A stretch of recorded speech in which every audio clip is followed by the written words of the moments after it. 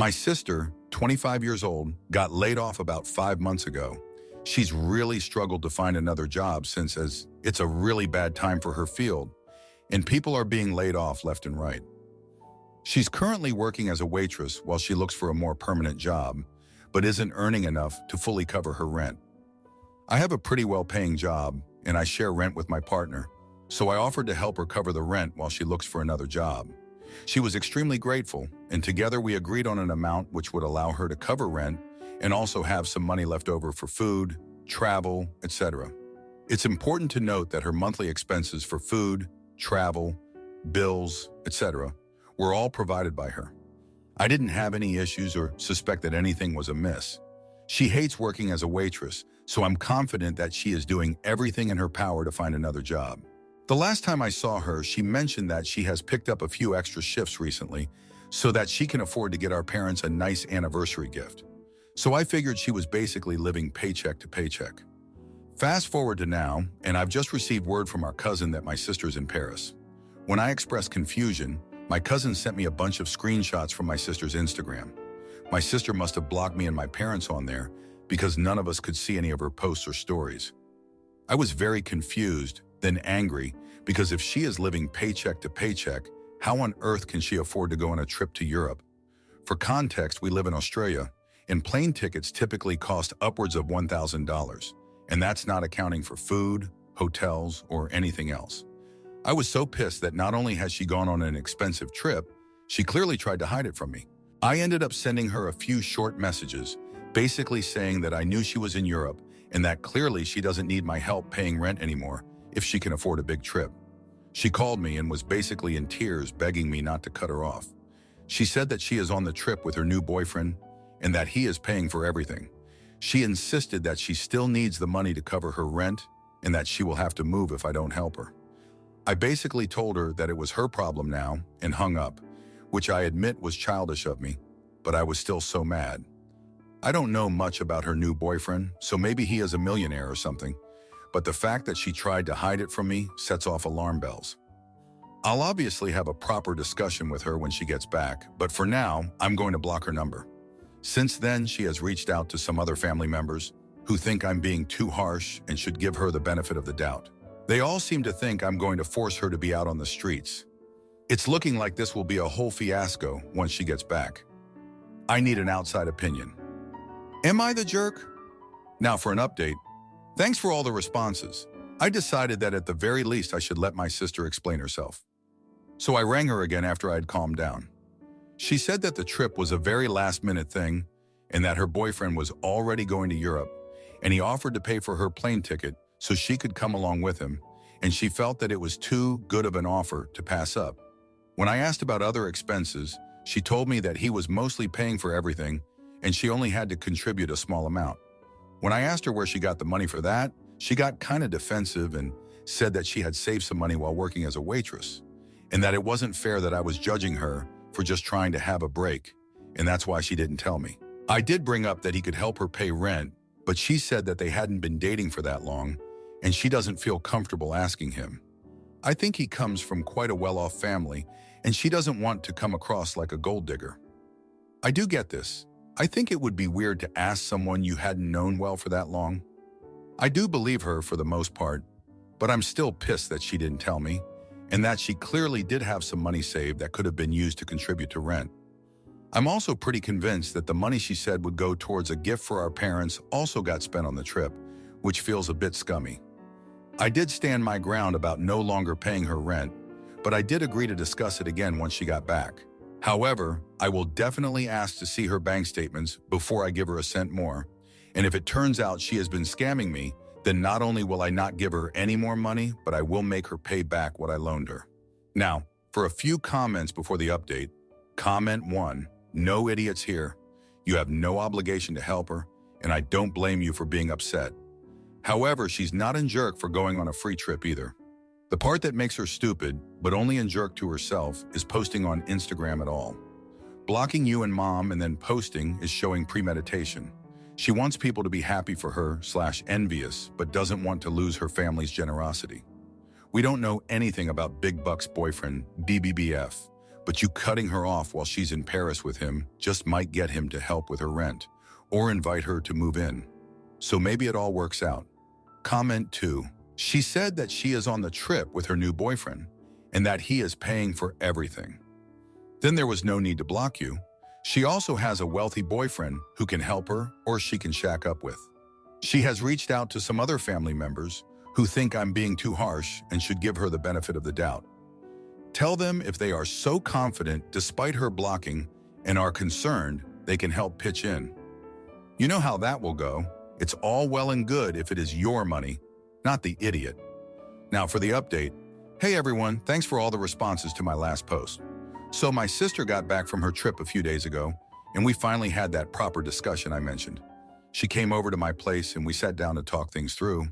I could tell she was nervous, and honestly, I was too.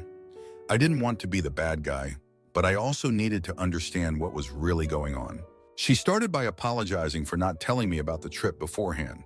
She said she knew it looked bad and that she should have been upfront with me. She explained again that her boyfriend had paid for most of the trip and she only had to cover a few small expenses.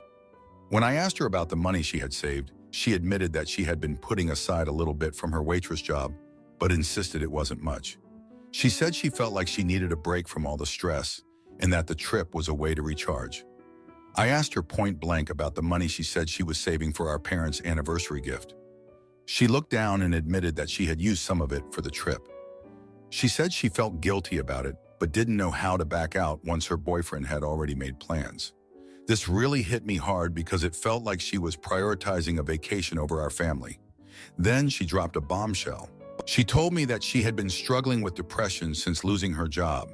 She said the trip was a way for her to escape and feel normal for a little while. She hadn't wanted to burden me with her mental health issues, especially since I was already helping her financially. This was a huge revelation for me. I had no idea she was going through this, and it made me see things in a different light. We talked about her mental health for a while, and I could see how much she was hurting. She said she felt like a failure for not being able to find a new job, and that the waitress job was taking a toll on her self-esteem. She admitted that she had been too proud to ask for more help and that she had been trying to handle everything on her own. I asked her about her boyfriend and why she hadn't asked him for help with rent. She said that while he was well off, she didn't want to rely on him financially because their relationship was still new. She didn't want to come across as someone who was using him for his money. I could understand that, but it still didn't sit right with me that she hadn't been honest about the trip. We agreed that she would show me her bank statements so I could see where her money was going. She was hesitant at first, but eventually agreed. When she showed me her statements, I could see that she wasn't lying about her expenses. Most of her money was going towards rent, bills, and basic necessities. There were a few small expenses for the trip, but nothing outrageous. I told her that I would continue to help her with rent, but we needed to have better communication moving forward. She agreed and promised to be more transparent about her finances and any future plans. We also talked about her mental health and how she could get support. I suggested she see a therapist, and she agreed to look into it. The next day, I got a call from our cousin. She had heard about our conversation and wanted to check in. She told me that she had noticed my sister seemed off lately but didn't know how to bring it up. This made me realize that my sister's struggles were more apparent than I had thought, and I felt guilty for not noticing sooner. Over the next few days, I kept in touch with my sister more regularly. I wanted to make sure she knew she wasn't alone and that she had my support. We talked about her job search and how she could improve her chances of finding something in her field. I also encouraged her to take care of her mental health and not to be afraid to ask for help when she needed it. One evening, my partner and I were talking about everything that had happened. They pointed out that my sister's actions, while frustrating, were a cry for help. They suggested that we invite her over more often and include her in our plans so she didn't feel so isolated. I thought this was a great idea and decided to make more of an effort to include her in our lives. As we spent more time together, my sister started to open up about her past. She told me about how she had always felt pressure to succeed and how losing her job had made her feel like she had let everyone down. She shared stories from her childhood that I hadn't heard before, and it gave me a better understanding of where she was coming from. One story that stood out was about a time when she was in high school. She had been struggling with a difficult class and was too embarrassed to ask for help. She ended up failing the class, and it had a lasting impact on her self-esteem. This made me realize that her reluctance to ask for help wasn't just about pride, it was about a deep-seated fear of being seen as a failure. As we continued to talk, I could see that my sister was starting to feel more hopeful. She was taking steps to improve her mental health and was more determined than ever to find a new job. I could see the change in her, and it made me feel more confident in my decision to keep helping her. In the end, I learned a lot from this experience. It taught me the importance of communication and understanding, and it made me realize that sometimes people need more than just financial support. They need emotional support and someone to believe in them. I'm hopeful that my sister will find her way and that our relationship will be stronger because of this. Thanks for reading. Am I the idiot for cutting off my brother? After he blabbed about my lottery winnings and then refusing to help when he got sick. A few years ago, I won a lottery and became set for many lives over. Even though my name and winnings were public records, I worked hard to keep it a secret. For the most part, it worked. After verifying my winnings and setting up a trust, I told my family. My plan was to basically help each of my 3 brothers and my parents depending on their needs. My brother Chris and his wife, Alice, had 3 kids, and I offered to pay for a down payment on a house they wanted. As crazy as it sounds, I was more broke the first year of winning than the year before I won because I was helping my family out. I had one rule for anyone who took money from me. Don't tell anyone about my money. Well, Chris and Alice did for clout, and that unleashed a lot of people bombarding me with money requests. These were friends of theirs, friends of theirs, in-laws, etc. Like my brother's brother-in-law asked me to pay for a wedding in St. Lucia because his fiancée wanted one, and I met the guy twice in 9 years. Though this happened in 2021, people still bother me constantly for money. I was pissed and cut my brother off. This led to a rift in the family, and I largely became estranged from them. It was unfortunate because I was very close to my nephews and wanted to spoil them. Last week, my other brother emailed me and said Chris has been sick all year and is bedridden and gets specialized care. Something to do with breathing. I said that was sad. He said that Chris and Alice were going to lose the house because Chris hasn't been working. They have 4 kids from age 4 to 15. I told him if he had something to say, then say it. He asked me if I'd help them out by paying their outstanding bills and until they can get back on their feet. I said no. The money isn't the issue. It's my privacy. I have no idea if they will keep their mouths shut about my helping them. I get painted as a nice rich guy, and then I have 10 people bothering me with their problems. You help them once, they'll keep on coming back. It's very funny how people just happen to have financial emergencies when you're helping others out. The other problem is that if my brother does pass, then I don't want Alice getting a house that I paid 20% of. She and I don't get along, and she's the one who put my business out there.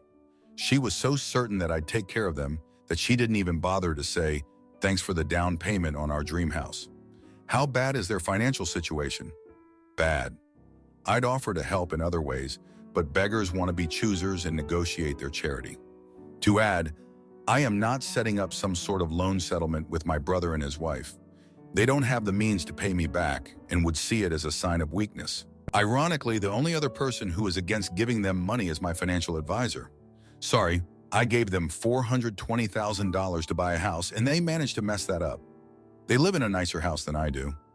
I don't live fancy, I don't own a Rolex, and my clothes have holes in them. I bought my furniture from big lots. My other reason for not helping is that I know for a fact that his wife wouldn't help me if the roles were reversed and would be less nice about it. I love my nephews, but I won't be blackmailed over them. When they come of age and reach out to me, then I'll be there for them. Now for a few comments before the update. Comment 1, not the idiot. You were very generous to Chris and Alice with just one simple condition that would cost them nothing to uphold, and they didn't meet it. Never bite the hand that feeds you. Now, having previously betrayed your trust, they expect you to bail them out instead of Alice getting a job. No, just no. They have options for meeting their responsibilities that don't involve using you, but they won't take them. As Alice is refusing to solve their problems by getting a job, it really is her you'd be helping most by bailing them out. In fact, if they lose the house because she refuses to work, you would have every right to be furious about them squandering the generosity you showed them. Comment 2. As others have pointed out, you don't need a lawyer or even an accountant to set up a college savings account for your nephews. You said you wanted to spoil them, but now they must be punished along with their parents. Did your brother defend what his wife did? Was he complicit in it? Anyway, this is a way of making some provision for them without the sister-in-law being able to touch it. I'm most disturbed by the casual way you talk about your brother dying and the frankly unhinged way you're thinking about taking the family's home away in this event. You say the money hasn't changed you, but I don't think that's true. Now for the update. Hey everyone, thanks for sticking with me. So a lot has happened in the past month. After I refused to help Chris and Alice, things got even more complicated. My other brother, who I'll call Mike, decided to take matters into his own hands. He started a GoFundMe for Chris's medical bills and the mortgage. At first I thought it was a good idea. It would keep me out of the spotlight and still help Chris. But then Mike mentioned me in the campaign description, saying something like, "Our brother who won the lottery can't help due to privacy concerns." That opened a whole new can of worms. People started commenting on the GoFundMe page, questioning why I wouldn't help my own family. Some even went as far as to call me selfish and greedy. It was a nightmare. I had to contact Mike and tell him to take down the campaign or at least remove any mention of me. He did, but the damage was already done. People had screenshots and were sharing them on social media. My phone was blowing up with messages from people I hadn't heard from in years, all asking for money or offering their unsolicited opinions. Meanwhile, Chris's condition worsened. He was admitted to the hospital for a severe respiratory infection. Alice called me in tears, begging for help. She said they were going to lose the house and that the kids were scared and confused. I felt torn. On one hand, I wanted to help my brother and his kids. On the other hand, I couldn't trust Alice to keep her mouth shut. I told her I'd think about it and hung up. That night, I couldn't sleep. I kept thinking about my nephews and how they didn't deserve any of this. I decided to call my financial advisor the next morning to discuss possible ways to help without compromising my privacy. He suggested setting up an anonymous trust fund for the kids' education and medical expenses. It seemed like a good idea, so I went ahead with it. I didn't tell Alice or Chris about it, though. I wanted to keep it as low-key as possible. A week later, I got a call from my mom. She was furious. Apparently, Alice found out about the trust fund and was upset that I didn't give them direct access to the money. She felt insulted and accused me of trying to control their lives. My mom took her side, saying I was being too harsh and that family should come first. It was a heated conversation, and I ended up hanging up on her. In the midst of all this, I started getting letters from people claiming to be distant relatives or old friends. They all had sob stories and were asking for money. It was overwhelming. I had to hire a lawyer to sort through the letters and respond to them. It felt like my life was spiraling out of control, all because I tried to help my family. Then something unexpected happened. My oldest nephew, who I'll call Jake, reached out to me directly. He said he understood why I was hesitant to help and apologized for his parents' behavior. He asked if he could come stay with me for a while to get away from the chaos at home. I agreed, and he moved in with me the next day. Having Jake around was a breath of fresh air. He was mature for his age and didn't ask for anything. We spent a lot of time talking, and he opened up about how difficult things had been at home. He said his parents were constantly fighting, and the stress was affecting his younger siblings. He also mentioned that Alice had been spending money recklessly, even after Chris got sick. It was eye-opening. One evening, Jake and I were having dinner when he brought up something that caught me off guard. He said he overheard Alice talking to someone on the phone about selling the house and moving to another state. She was planning to take the kids and leave Chris behind if he didn't recover soon. I was shocked. I knew Alice and I didn't get along, but I never thought she would abandon Chris like that. I decided to confront Alice about it. I called her and asked if what Jake said was true. She denied it at first, but eventually admitted that she had considered it. She said she was overwhelmed and didn't know what else to do. I told her that if she left Chris, I would cut off all financial support for the kids. She got angry and hung up on me. The next day, I got a call from Chris. He was weak but coherent. He thanked me for the trust fund and apologized for everything that had happened. He said he didn't know what Alice was planning and promised to talk to her about it. It was a difficult conversation, but it felt like a step in the right direction. In the weeks that followed, things started to calm down a bit. Chris's condition stabilized, and he was able to come home from the hospital. Alice seemed to have a change of heart and started focusing more on taking care of Chris and the kids. The GoFundMe campaign raised enough money to cover their immediate expenses, and I continued to support them through the trust fund. Jake decided to stay with me for the rest of the school year. He said he felt more at peace and could focus better on his studies. We developed a close bond, and I was grateful to have him around. It also gave me a chance to spoil him a bit, something I had always wanted to do for my nephews. Looking back, I realized that money can't solve all problems. It can help, but it also brings its own set of challenges. My relationship with my family is still strained, but I'm hopeful that things will improve over time. For now, I'm just taking it one day at a time and trying to do what's best for everyone involved. Thanks for reading. Am I the idiot for refusing to watch my brother's dogs while they went on vacation? My parents, 82 years old male, 75 years old female, asked if I would help them book a much-needed vacation. They also asked me to do the same for my brother, 43 years old, and sister-in-law, 33 years old, because they wanted to take a family vacation in September. My husband, 46 years old, and I, 41 years old female, can't afford to go because I am currently out of a job.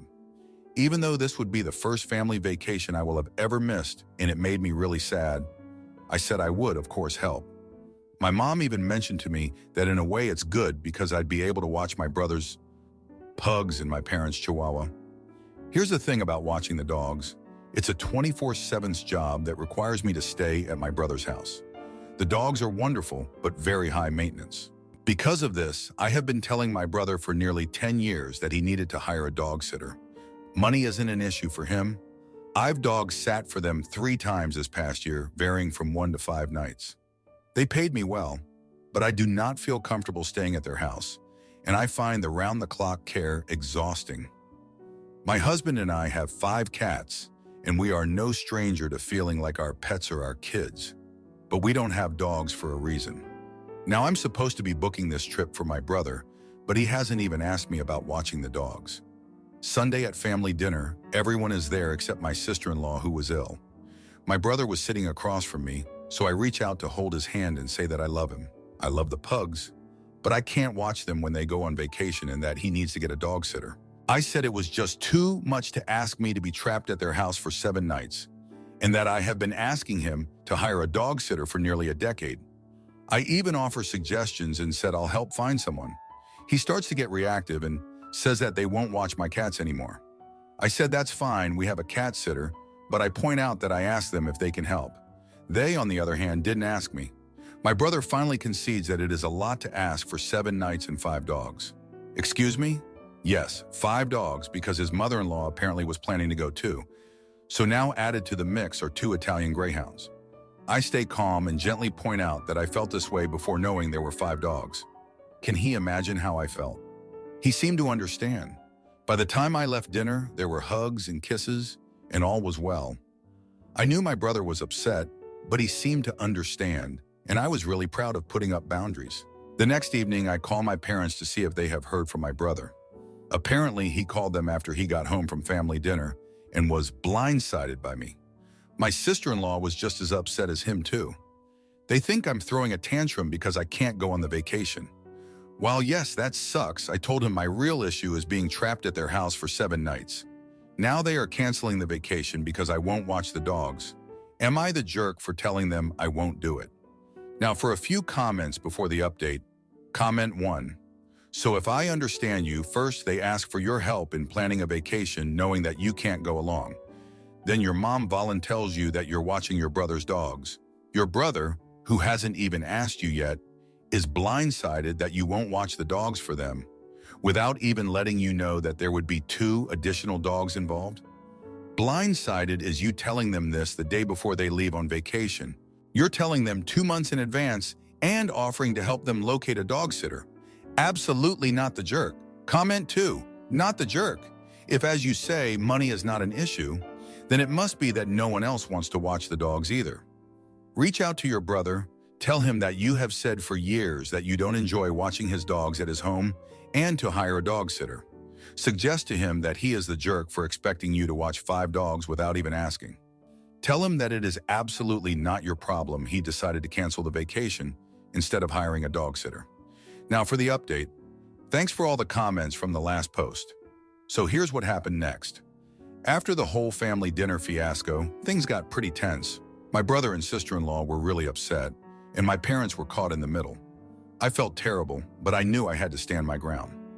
A few days later, my brother called me. He was still upset, but wanted to talk things through. He said he felt like I was letting the family down, and it hurt him that I wouldn't help out. I explained again that it wasn't about not wanting to help, but about the sheer exhaustion and stress of watching 5 dogs for a week. I also reminded him that I had been asking him to hire a dog sitter for years. We went back and forth for a while, and it was clear that he was struggling to see my side of things. But then something unexpected happened. My sister-in-law called me separately. She apologized for how things had gone down and said she understood my concerns. She admitted that she had been overwhelmed with the idea of leaving the dogs and hadn't thought about how much work it would be for me. She suggested that we look for a professional dog sitter together. This was a huge relief. We spent the next few days researching and interviewing potential dog sitters. We found a great one who had experience with high-maintenance dogs and was available for the dates they needed. My brother was still a bit miffed, but he agreed to give it a try. With the dog sitters sorted, my parents and brother's family were able to go ahead with their vacation plans. I felt a weight lift off my shoulders, but I knew there was still some tension to resolve. During this time, I also had to deal with my own feelings of being left out. It was hard knowing that I wouldn't be part of the family vacation, especially since it was the first one I would miss. My husband was supportive, but I could tell he was worried about me. I decided to focus on finding a new job, hoping that it would give me something positive to work towards. A week before the vacation, my brother called me again. This time, he sounded more relaxed. He thanked me for helping find the dog sitter and said he appreciated my honesty. He admitted that he had been stressed about the trip and had taken it out on me. We talked for a while, and it felt like we were finally on the same page. The vacation went smoothly, and the dog sitter did a fantastic job. My brother and sister-in-law were thrilled with how well the dogs were cared for, and they even sent me a thank you gift for helping out. My parents had a great time too, and they called me every few days to check in and share their adventures. While they were away, I had some time to reflect on everything that had happened. I realized that setting boundaries was important, even if it caused some initial conflict. I also learned that communication is key, and sometimes it takes a bit of effort to see things from someone else's perspective. During this time, I also had a breakthrough in my job search. I had been applying to various positions and finally landed an interview for a role that seemed like a perfect fit. The interview went well, and a few days later, I received a job offer. It was a huge relief and a much-needed boost to my confidence. When my family returned from their vacation, we had a big family dinner to catch up. My brother and sister-in-law were in high spirits, and it felt like the tension had finally lifted. We talked about their trip, and they shared stories and photos. My parents were happy to see everyone getting along, and it felt like a fresh start. As we were wrapping up dinner, my brother pulled me aside. He apologized again for how things had gone down and said he was proud of me for standing up for myself. He admitted that he had been taking my help for granted and promised to be more considerate in the future. It was a heartfelt moment, and I could tell he meant it. Looking back, I realized that this whole experience had brought us closer as a family. It wasn't easy, but it was necessary. We all learned a lot about each other and ourselves. I felt more confident in my ability to set boundaries and communicate my needs, and my brother learned to appreciate the help he received. As for the job, I started a few weeks later and have been loving it. It's been a great change, and I feel more positive about the future. My husband has been incredibly supportive, and we're planning a small getaway for just the two of us to celebrate my new job. So that's where things stand now. Thanks for reading and for all the support. If you like this video, you'll probably like these too. Also, while you're here, please consider subscribing. It's your support that keeps this channel alive and allows me to make better and longer videos. Have a great day.